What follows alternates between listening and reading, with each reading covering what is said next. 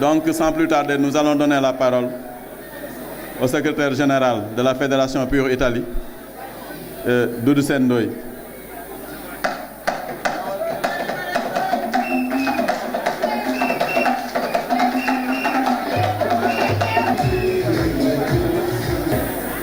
Monsieur le Président du Parti de l'Unité et du Rassemblement, Monsieur le Président El Hadji Issa Sall, Mesdames, Messieurs les membres du Bureau et responsables du PUR, honorables invités, au nom de la Fédération Pure de l'Italie, nous vous souhaitons la bienvenue. Monsieur le Président, vous êtes en terre étrangère. Vous êtes aussi en terre déjà conquise pour la grande victoire du vert et blanc au soir du 24 février 2019. Sénégalaises et Sénégalais, chers compatriotes, de la diaspora et de l'Italie en particulier, 2019 est un tournant décisif de l'histoire et de l'avenir de notre cher pays, le Sénégal. C'est le temps d'un homme neuf.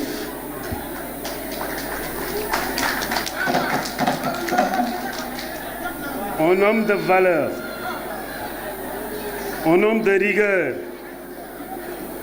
un homme d'une vision prometteuse, un homme imbu de la culture du bien et du bien faire, d'un homme perfectionniste à l'excès et exigeant dans l'approche.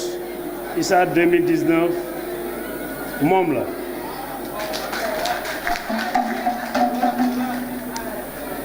Président, rassurez-vous, vous n'êtes pas seul dans votre combat. Ce combat de redressement et de reconstruction de notre cher pays, le Sénégal, nous le ferons avec vous. Vous avez raison aussi de vous engager, car si vous ne faites pas de la politique va vous faire. Et on décidera pour vous.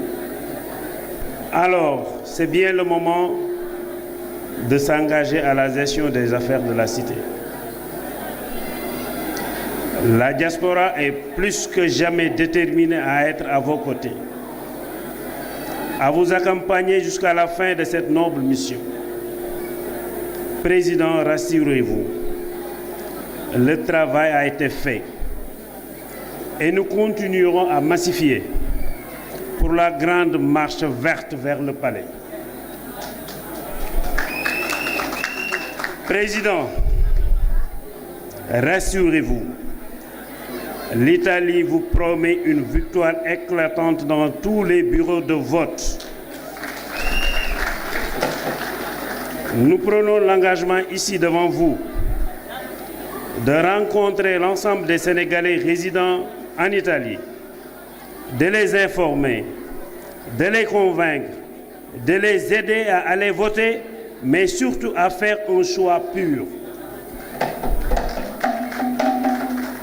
L'Italie réitère son engagement à vous servir, à être un acteur majeur pour ce grand chantier qui vous attend ou qui nous attend. Je ne veux pas être long. Si c'est pur, je m'engage plus qu'un cri de ralliement. C'est une conviction. Je vous remercie de votre attention. Vive le PUR, vive le président Issa Sall.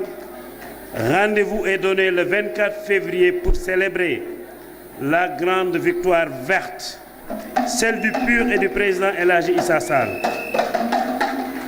Issa 2019, le choix PUR, moom la. laaj leen ma lan moo tax moom la. ma wax leen lan moo tax moom la. gis nga ci fi ñu toll ci ñi ñu seqal fi ñu war a jëm ma leen di laaj kenn ku nekk rek na wax ci ñi taxaw kenn ku nekk lan la defar réewam laata ngay doon li nga doon pour defar dara Sénégal ñi fi passé ba ñi fi nekk kan moo ci nekk ba nga nekkagul président defal dara réew ma nga nekk muy Sénégal ku ko xam dama ko wax.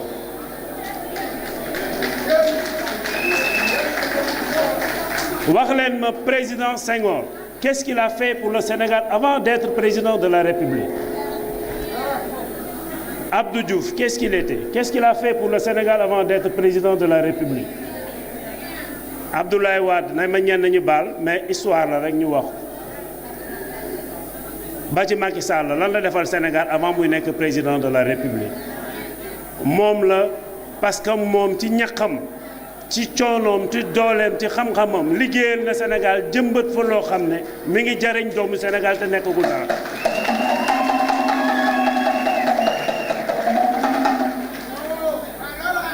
ku la jox ndékki bu la diggee añ mais boo ko gëmulee parce que amuloo xalaat te yàlla dafa def nag ba ñu tàmbalee ba léegi paix rek la ñuy jël ñu laal bant yàlla bu ñu tat topp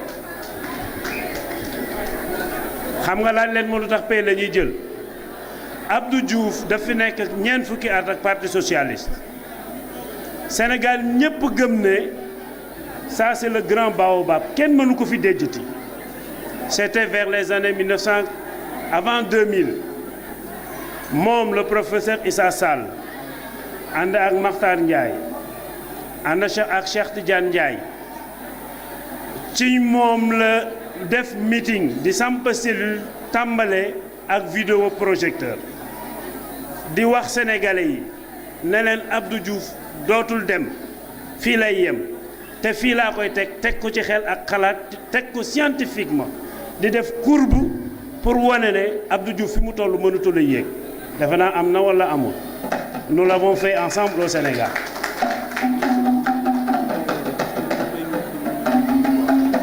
voilà loolu moom def na ko ci Sénégal ba ñu ci jógee ku nekk gis na li xew ana Abdou Diouf tey lu ñu wax nekkoon na fi moo tax Sénégal dañoo xamul ne l'alternance bi am Sénégal bi njëkk am Sénégal c'est le PUR qui l'avait fait te booba PUR taxawul sax bu baax a baax xam nga lu tax PUR moo ko def moo wax leen ne moom la parce que moo doon di def village par village ñi inscrire ñi waroon a toll ci âge voté yépp ñu uti carte d'identité fexe ba inscrire dans les listes électorales assurer encadrer processus électoral bi c'est-à-dire ci inscription yi ci retrait carte yi ba ci bureau de vote yi je me rappelle à l'époque defe naa le PUR était le seul parti politique bu defoon un document boo xam ne il était bien représenté dans des bureaux yoo xam ne le parti socialiste sax amu foon ko fa teewal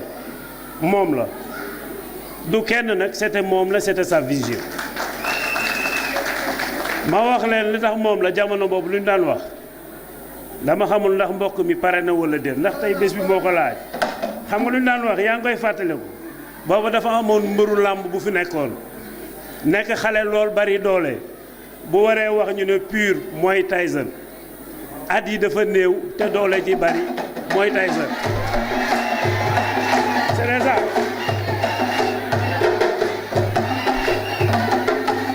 loolu moo nekkoon cri de guerre bi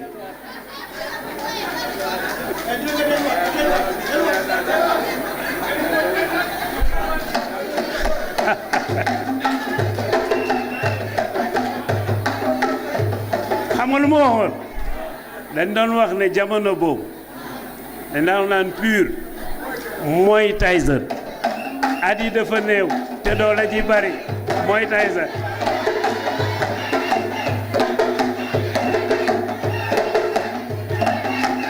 moo tax nag léegi nag mbër mi màgg nañu ci maturité màgg nañu ci wàll bu nekk xam nga lu fi des di tiitalaate ñun kenn mënuñoo xoqatal ñun li ñuy def xam nañ ko fenn rek nag lañu koy ñaan moom professeur ndax ñi ñaan ñëpp dañoo fàtte benn gis nga bés bu ñu yàlla tegee réew mi suñu loxo balaa nit di génnati ci télévision di wax dañu war a def enquête de moralité ci yow ndax suñuy doom dañ lay seetaan mënoo faa def lu na wengi ci dëkk bi ñu fóot la ba nga set organiser la ba nga teg la ci télé ngay fen rek loolu dafa war a jeex. am na ñoo xam ne sax dafa xaraam ci ñoom ñuy tudd turam parce que un anti valeur warul mën a wax ci valeur te Sénégal ay anti valeur ñoo fa nekk moo tax nag nous allons faire de la politique autrement mais nag autrement bi ça ne veut pas dire que nous sommes des poltrons ragaluñu de xam nga lu tax ki ñu yaakaaroon ku dul moom du yarul ragal du ànd ak ragal.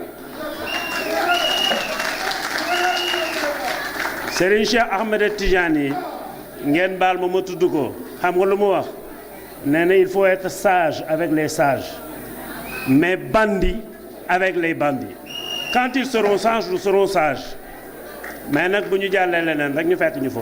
Je vous remercie de votre attention. C'est puis on s'engage.